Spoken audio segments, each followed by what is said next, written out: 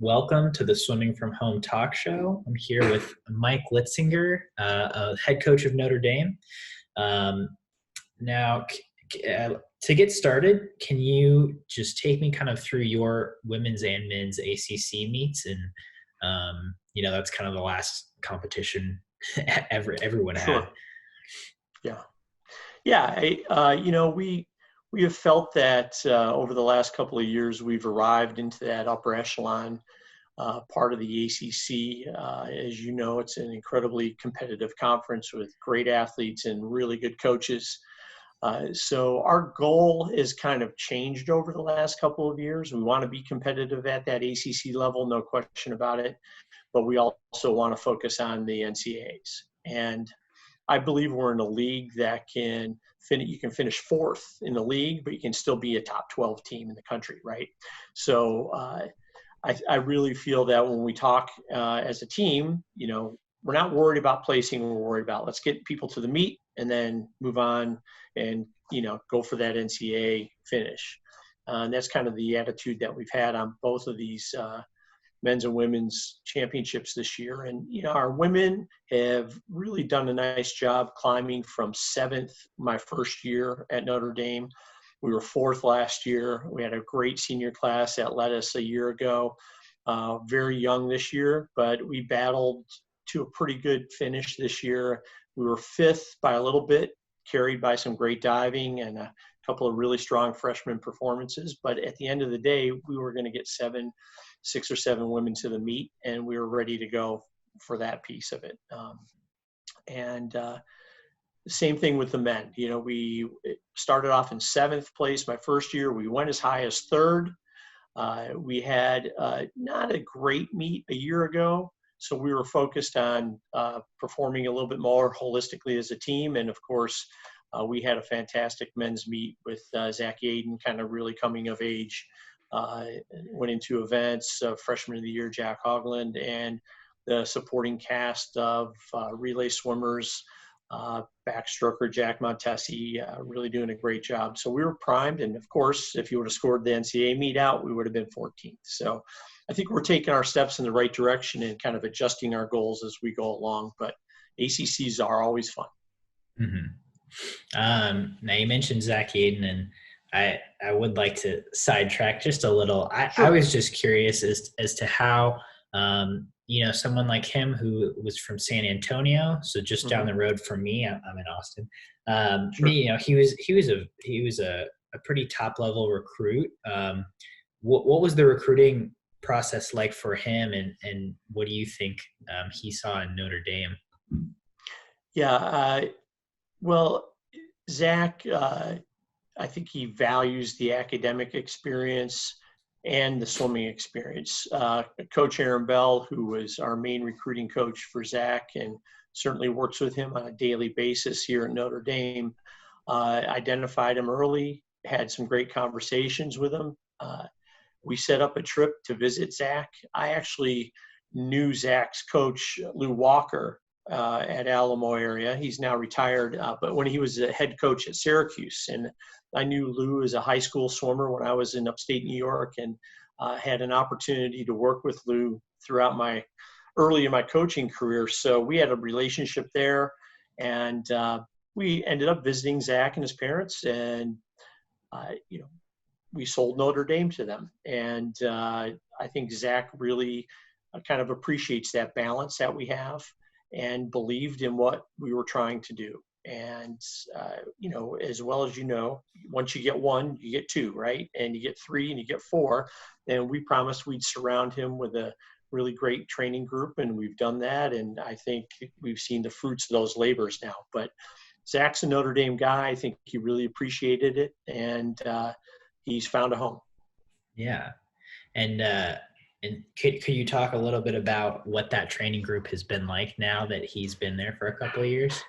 Yeah, his first year, we had 2 seniors that really kind of told Zack how it was going to go. And this is my second year coaching at Notre Dame, and we had some cultural changes, and the 2 seniors really took Zack under their wings and really did a great job. And Ben Janney and Richard Mannix are their names, and they were pretty good milers for us. And Aaron Bell was running the group and doing a great job with it. And Zack just took off his freshman year. The sophomore year, it was a little bit more difficult. He was kind of on an island alone, working, training hard, had a great midseason meet, and didn't really finish the way that we had thought. So, he took the summer, went to Texas. I think it was a good experience for him. Swam decently at the World University Games, but it really came back with a fire this year. And we sat down and mapped out a great plan. He and Coach Bell had gone over it many, many times. And with the influx of freshmen that we had, he then took on that leadership role in the group and started kind of governing, hey, let's go, let's pick this up. Here's how we're going to do it. And with a great supporting cast of freshmen and Sadler McKean, who was also in that group, and Aaron Schultz, those guys really took off this year. So it's been a progress, but a really good one and fun one to watch. Yeah. Yeah. So I guess kind of getting back to that, you guys had a great ACC meet, and then could you take me through kind of those next few weeks of, when the quarantine kind of started to hit, when things started to get canceled?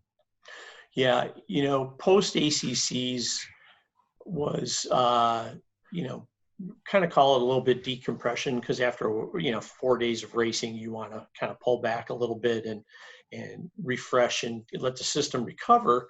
But we had a couple of guys go to a last chance meet at Purdue, and they rang the bell. Jack Montesi broke both our school records in the backstroke, qualified.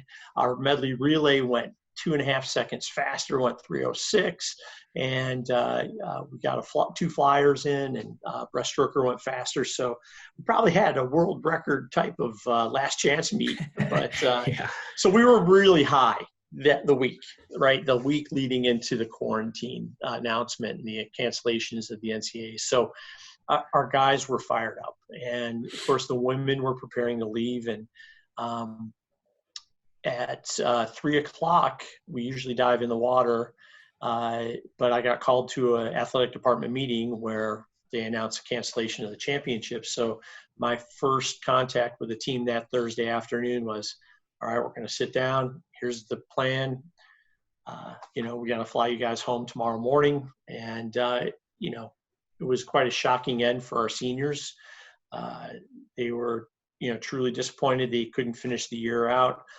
But right away, in true Notre Dame fashion, I think they understood there's a bigger thing out there than just the championship, while it was very disappointing. But they were really ready to go. Our women and men were primed and ready to fight a good championship. So it was disappointing, but I think they had really good perspective. And we talked to everybody individually afterwards, but the number one thing on our mind was getting everybody home, getting them safe, getting them to a place where we knew they could be surrounded by their family at that time. And so how have you since, what is your role as a head coach looked like since that, since everyone leaving? Yeah, well, we went through a bunch of meetings right afterwards to try and determine a path. And of course, there is no path right now, right? The best thing that we can do now as coaches is continue to communicate with our athletes, support them in the online learning. I think we're down to 2 weeks of really, distance learning in the classroom before a summer session or the spring session ends. So we've been in tight communication with our team. We've had Zoom meetings by class, Zoom meetings by group, Zoom meetings with a virtual awards banquet. So it's been 2 to 3 times a week that we've been in touch with our people. And the other thing is I really try hard to communicate with the parents. Here's where we are. Here's where Notre Dame stands. I think it's really important that the best thing we can do is make sure that we're continually reaching out and stimulating and keeping those relationships alive. Yeah. Um, Again, kind of getting off topic. So what is Sure. your, I don't know much about you. What's your coaching background? How'd you get into swimming? What led you to Notre Yeah. Dame? Yeah. Well, I tell you, it's a really interesting story. I was accepted to law school at Duquesne University Okay. in Pennsylvania coming out of high school. And my father said, "Hey, take the summer off and do whatever you want to do. And because I know you'll be working hard for the next 3 years." And um, I said, "I'm going to go down to University of Alabama and work for Don Gambrell, the 1984 Olympic swim coach." And Mm. everybody kind of looked at me cross-eyed. And I went down and worked at Alabama swim camp for 6 weeks, just as a counselor. But I asked if I could always spend some time on the pool deck. And of course, John T. Skinner, Vance Rose, a lot of those coaches were down there at the time. And I'd show up to every college practice, walk the kids back and forth to the dorm. Next thing I know, coach is like, "Hey, I'm going recruiting. Can you take the morning group for me?" And I'm coaching the college kids. And at the end of the camp, I was kind of almost running the whole camp, and enjoyed it. Really appreciated the leeway that they gave me there. And then Coach Gamble was like, "Hey, we need to get you in the sport." And I was like, "I'm going to law school in about 3 weeks." And he made a couple of phone calls, and I got a graduate assistantship at the University of Iowa. So I had to break the news to my parents. And after that, I spent 2 years at the University of Iowa as a graduate assistant coach, and had a really great experience at Iowa. We were second in the Big Ten for the 2.5 years I was there, actually, and ended up finishing top 15 in the country. And I was off to coaching at St. Bonaventure, then to Ohio State, head coach at Utah, associate head coach at North Carolina, and then spring of 2015 landed at Notre Dame. Wow. Yeah. So I asked another head coach this, but you've obviously been in the sport for a long time, and that's a very cool story about Sure. getting to coach with Don. Do you have some favorite memories, either as of your time as a swimmer or as a coach? Sure. Yeah, I swam Division III at Hobart William Smith College in upstate New York, and my college coach, his name is Bob Beaudry. Cortland State grad, went there with Doc Councilman, and kind of had that kind of school of thought. Even though it was Division III, I really loved the interaction I had with my teammates. And by the end of my senior year, I was helping coach with the lineups and things like that. So it always piqued my interest on the dynamic of a team, and what's that like, and how do you progress as a team. And it's one of the reasons I chose to go down to Alabama, because they were knocking on the door of a national championship. They never quite got there, but Don was the Olympic coach. Is fresh off the Olympics the year before, so this was 1985 of all times. Yeah. But it was really great to see some of those world record holders. Jens Peter Berndt was there. He's a world record holder in the IM at the time, and incredible story there. When I was there, there was a young man who was at the camp. He was 13 years old, and he stayed for the whole camp. So on the weekends, when everybody would take off, I was kind of in charge of making sure this camper was okay. And he was a little homesick to start off with.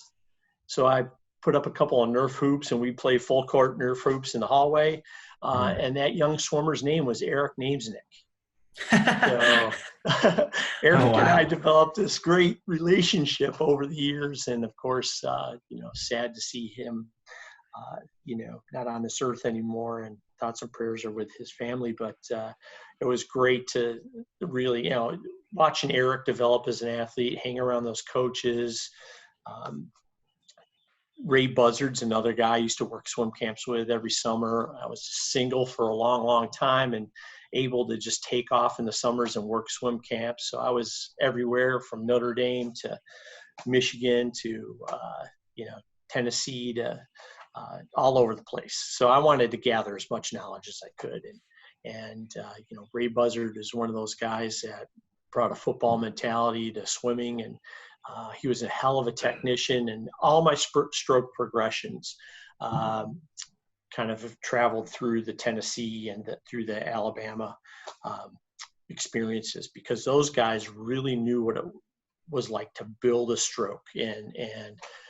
So some of those mentorships that I had, and even Glenn Patton at Iowa, because he was wheeler dealer and recruiting, and Bill Wadley at Ohio State, who I was lucky enough to work for. And those guys really made an impression on me and taught me the value of not only being a technician, but really hard to develop the great team atmosphere and excitement and feeding off each other. And really, when you can feed off someone else's performance, it just inspires the next one. So a lot of old stories back there, Coleman, A lot of old stories, but good stuff, Do you have a favorite race that you've ever witnessed in person? Well, yeah, I mean, there's been a lot of them. When I was at UNC, fortunate enough, Stephanie Peacock won the mile that year at Auburn. And Rich DeSelm, who I love and had worked for 7 years, Rich and I ran the whole mile with her, so it was great running up and down the pool deck at Auburn, and to have her touch that, she touched out the gal from Georgia. I can't remember her name, but it was really fun. And that was something that, you'll never forget when you have a hand in helping. And even though she swam mostly with Rich, and I have a great relationship with Stephanie, but it was a blast to watch that happen, and to get my steps in at the same time, because I was running up and down the pool deck with her. So it was really good. Absolutely. Yeah. You talked a lot about technique and the technicians you learn from. Do you find yourself focusing on technique a lot especially for incoming freshmen? Yeah.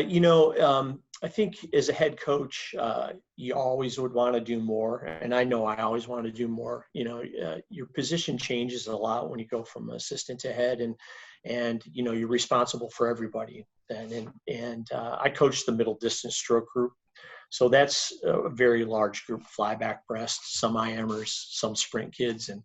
And we try to focus as much as we possibly can on it. But I think there's always room for technical work.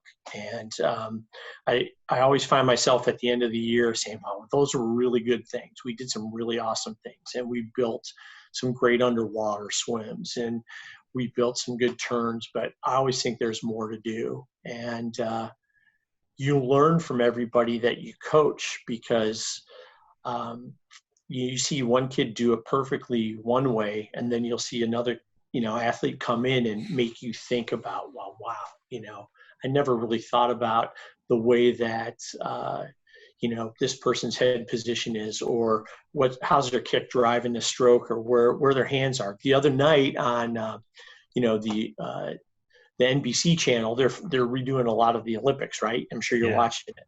Yeah. And so you're watching like Phelps, and I was watching the 800 free relay, and they did a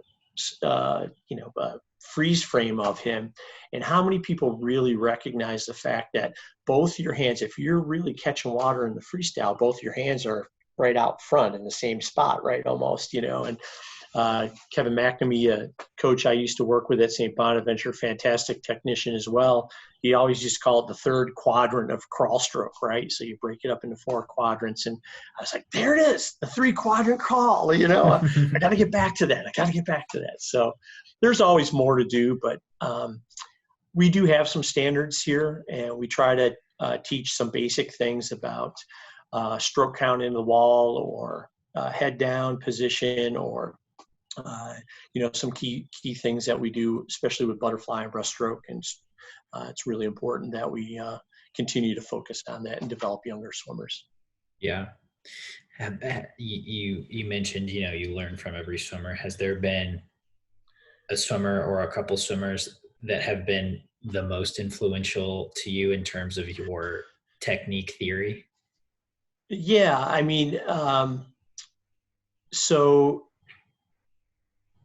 Helen Moffitt at the University of North Carolina is one. When she came in as a freshman, she was very talented, of course, but just the way that she developed her underwaters over the 2 years I had her there, and was able to work with her was pretty amazing. And that's a kid that found their groove, and learned how to use that explosiveness and learned how to really maximize the shape of her upper body and how her core works, and her down kick and her up kick being very equal, and how she generated power there. And that's something that you can, always take with you someplace else. And, the other thing is that I always look for, there's a gut factor, a heart factor. And Helen had a lot of heart. She loved the race. It's like Zack Aidan, when it gets tough, all of a sudden, just like the movie, the comedy movie about rock stars, they turn it up to 11, right? They don't go to 10, they go to 11. And when you see those things happen, it's kind of magical, and especially development of technique. Or you see somebody like I had Ben Colley at North Carolina, who was a 148 flyer coming through the door. He went 141, but the big swim was 156 at nationals and made the national team. And, we worked an awful lot on how he brought his hands around and closure at the front of the stroke to allow his length. He's a tall guy, and let his hips come up and finish his kickoff. Those things are huge when you can break them down and take a look at them and see how it carries over 50 meters. It's really amazing. Yeah. It is amazing. I mean, it's it gets me excited just to hear stories like that, or hear how those little things can make big differences. Yeah. So, Mike, any closing thoughts you've got on just kind of moving forward through this time? Yeah, I think everybody's going to come out of this just fine. The big thing I told the team was, every generation kind of has its moment, right? When I was in college, it was Glasnost, right? The Berlin Wall came down.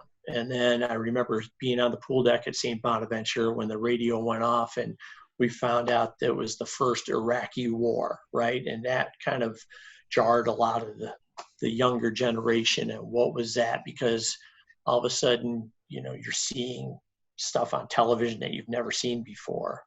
And then you move on to the 9/11, right? And that changed the way we traveled and thought. And I think that this is this generation's moment, this time, and we'll certainly mark this down in the history books. But it's how we come out of it that's really going to define us.